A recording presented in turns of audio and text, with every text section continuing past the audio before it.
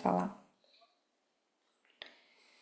Então, na prática de hoje, o assunto seria esse, a presença, e o que tira a nossa presença, o que me faz ficar presente, o que eu perco quando parte de mim não está presente,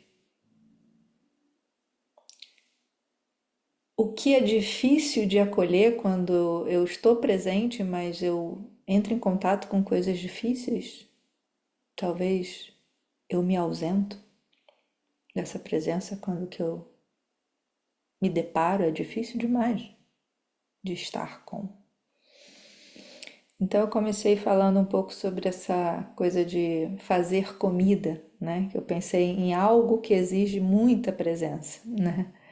Um fazer da nossa vida, porque se eu não estou atenta ao fogo que eu coloco na comida, talvez o arroz queime no fundo da panela, né? Ou deixe tempo demais, ou quando eu coloco sal demais, né?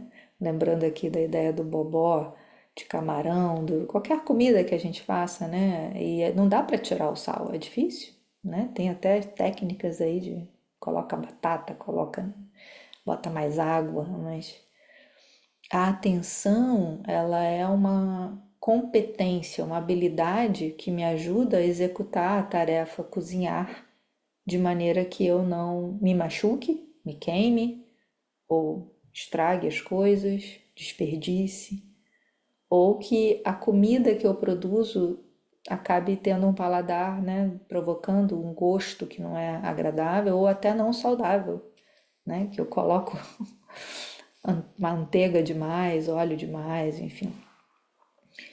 Então, quando a gente pensa em algo assim bem prático, é comum que a gente não tenha dúvida de que a atenção é importante para eu não me machucar, não machucar os outros, não machucar a vida.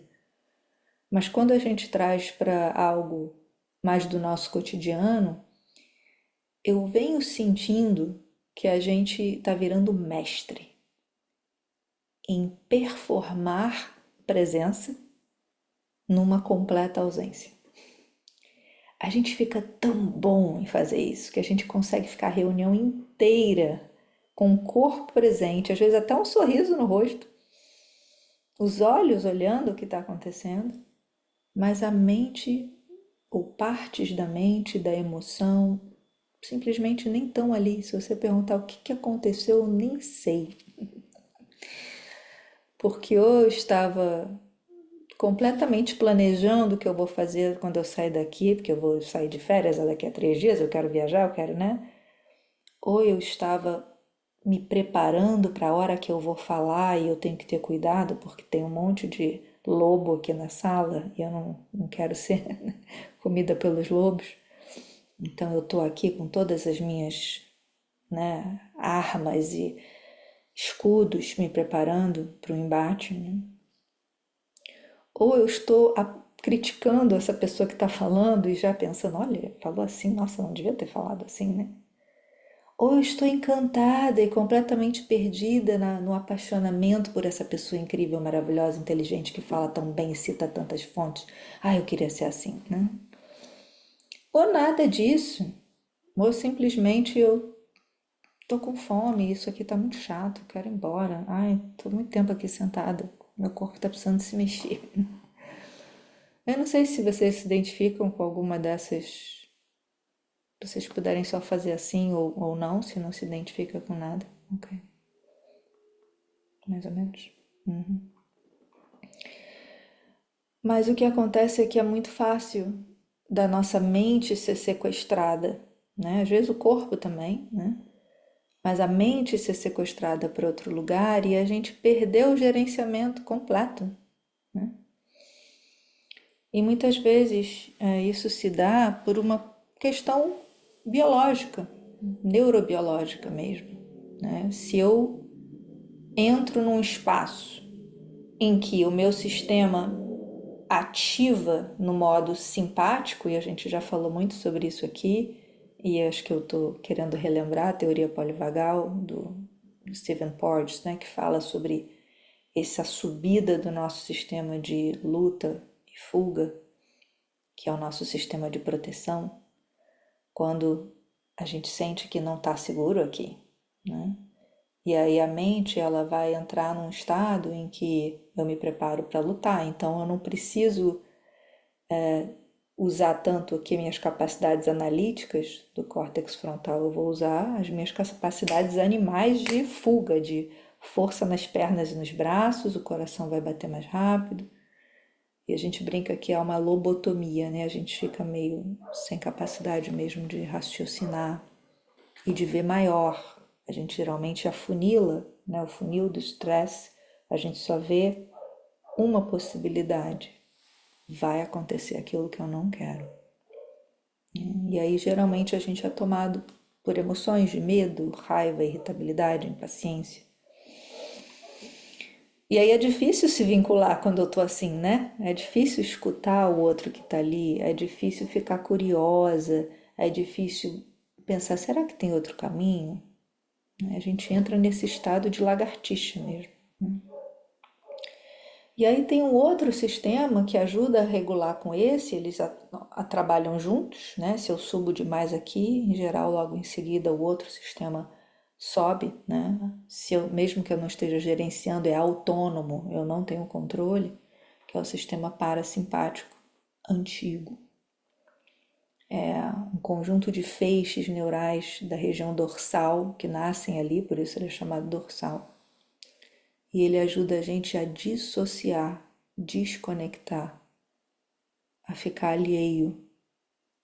É o que faz os répteis ficarem lá totalmente parados no sol, né? Ou sem gastar energia. Ou que faz o nosso amiguinho, a gente chama gamo aqui, é o veado, o alce, quando está sendo perseguido, foge, foge, foge. Tem uma hora que ele cai e fica assim, em estado, né?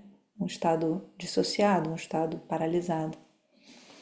E esse é, digamos, uma resposta quando eu subo demais no simpático e às vezes eu entro numa exaustão, num desânimo, sem energia, paraliso. Isso não é presença, isso também é uma ausência, né? Às vezes a emoção que eu estou lidando é tão forte que eu escolho dissociar. Eu escolho ir para algum lugar que eu posso me distrair, ou eu escolho tomar algo que me anestesia, ou eu escolho trabalhar demais para não ter que pensar nisso. Quantas estratégias vocês conhecem que vocês fazem? Eu conheço todas.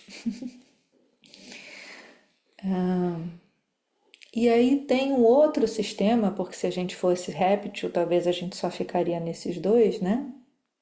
E tudo bem, porque a tartaruga não tem que criar vínculo com o filhotinho, né? Ela vai lá, põe os ovinhos, tchau.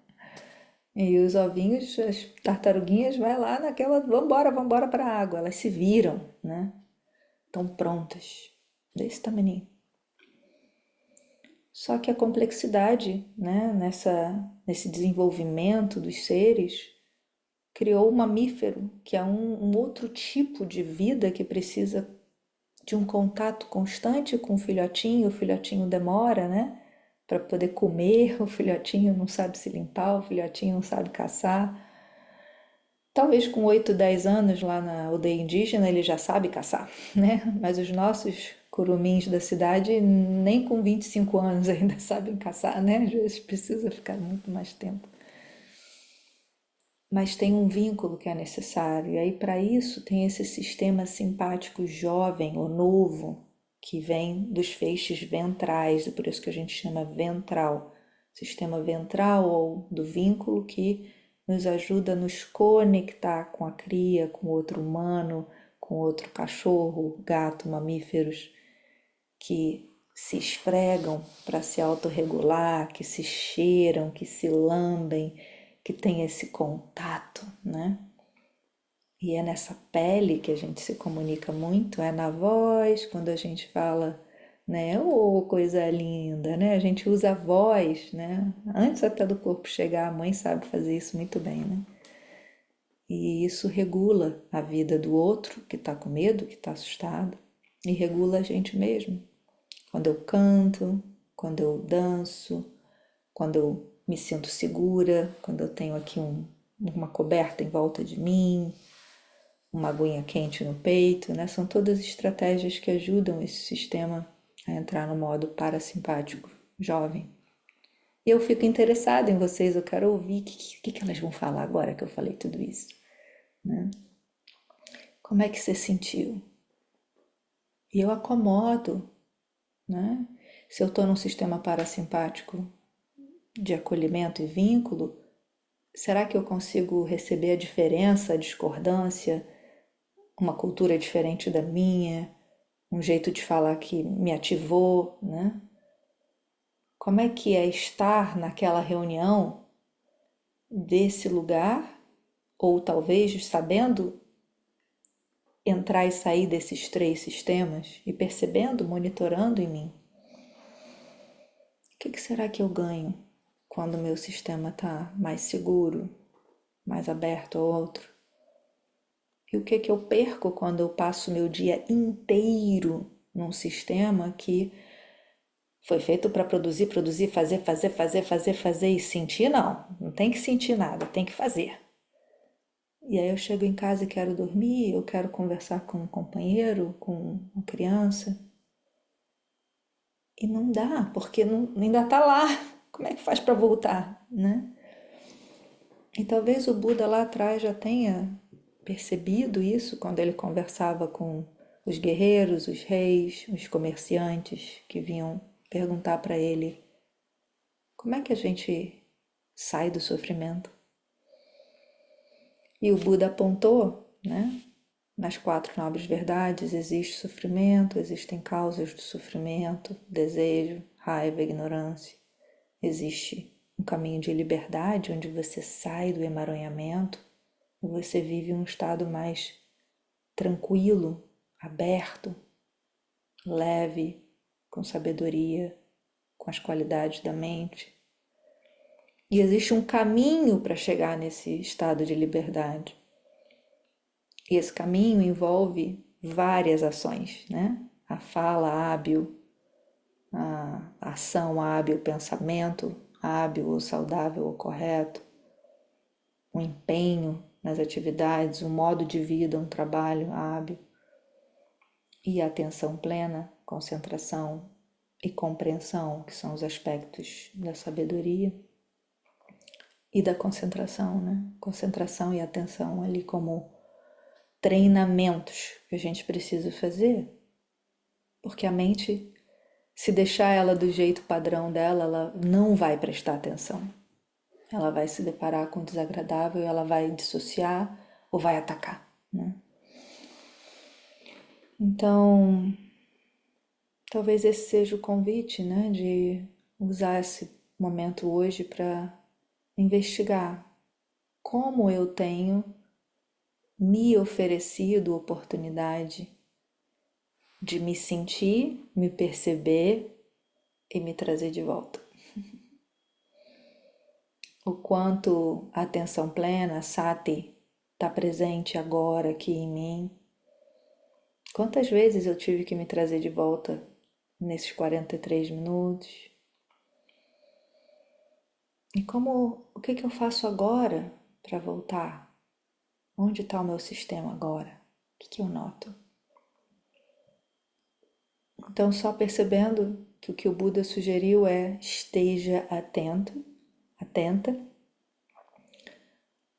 a tudo que passa na mente, os pensamentos, esteja atento, atenta a tudo que você fala, a como você ouve, esteja atento, atenta às suas ações, né? Esteja atento, atenta em como você se relaciona com os outros seres, né? Tem uma abertura, como é essa qualidade de relação? E a gente pode tentar fazer isso ao longo de todos os nossos dias, mas aqui agora a gente vai fazer uma prática de reconhecer como esse estado mental está agora aqui, como é que eu estou falando, qual é a qualidade dessa fala, de onde ela vem, ela está com tensão, ela está com vergonha, ela está aberta, tem uma timidez, tem uma confiança. Como é que eu posso me oferecer algo que me ajuda a voltar para um lugar seguro? No que eu posso confiar agora? Então vai ser meio que um diálogo aberto, vou dar talvez 3 minutinhos para cada uma e a gente retorna depois para partilhar o que eu descobri sobre mim, sobre o jeito que opera aqui, sobre os padrões que eu noto. Existe algum alívio? Existe algo que me apoia? E a gente vai aprender com a sabedoria umas das outras, usando pausar, relaxar e abrir.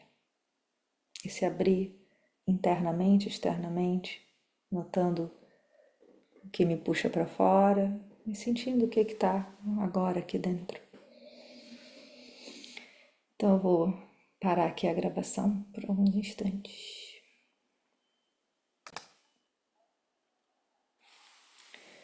Então tivemos a prática em duplas, contemplamos, depois viemos para a sala grande, trouxemos os nossos insights, o que nós notamos em nós, no outro. Percebemos se seria possível observar tudo que notamos sem a presença de um outro, que nos acompanha, que nos faz companhia nesse diálogo consciente. E foi bonito de ver o que surgiu na sabedoria na voz de cada pessoa e qual o efeito disso no grupo. O efeito de estar num espaço onde as vozes são ouvidas, onde eu posso falar e de uma maneira que eu noto os meus condicionamentos, eu trabalho sobre eles e onde alguém escuta usando pausar, relaxar, abrir. Como esses passos, esses guias nos ajudam a estar numa relação humana muito diferenciada, talvez, do que a gente vive no nosso cotidiano e no que desse espaço a gente pode levar para outros lugares. O que é isso que eu cultivo aqui, que eu posso cultivar fora desse espaço? Como criar outros espaços seguros? Então, eu terminei falando uma frase do Davi Copenaua, um indígena que guarda toda essa sabedoria das tradições ancestrais, os povos indígenas, e ele fala que a gente precisa aprender um novo tempo, esse tempo do homem branco que só aprende nos textos, que lê na palavra do papel, é um tempo diferente. O tempo de aprender com a natureza, o tempo de escutar. A gente precisa aprender a escutar, aprender com escutar. Escutar a si mesmo, escutar o seu corpo, escutar os outros, escutar a natureza, escutar a terra, escutar profundamente. Quanto de aprendizado a gente perde por não ter esse tempo do escutar. Então, queria terminar desejando que todos nós possamos cultivar esse tempo, esses espaços, resgatar esse direito desse tempo, que a gente possa cultivar relações onde a escuta esteja presente, onde a nossa presença seja presente e seja um presente para os outros e para nós e para o mundo. Que haja paz, que haja paz, que haja paz. Uma ótima semana para vocês. Até a próxima.